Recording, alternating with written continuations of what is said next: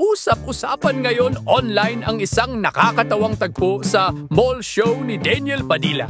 Habang naglalakad papunta sa stage, huwag kalimutan mag-subscribe for more trending videos. Nadaanan niya ang poster ng ex-girlfriend niyang si Catherine Bernardo kasama ang bagong kalab team nito na si Alden Richards. Agad itong napansin ng mga netizens at tawang-tawa sila sa reaksyon ni Daniel. Sa viral video, makikita si Daniel na tila dinidma ang naturang poster at ipinagpatuloy ang kanyang lakad papunta sa stage.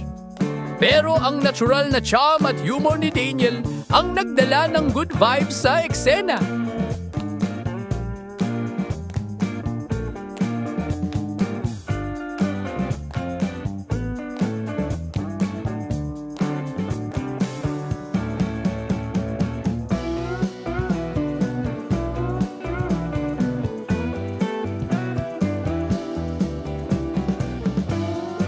Kaya naman mas lalo pang kinagiliwan ng fans ang kanyang mall show.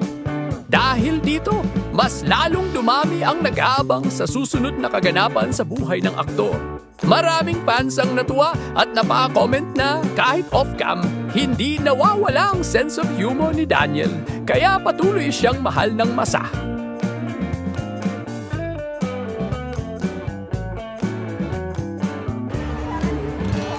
Nagsimula sa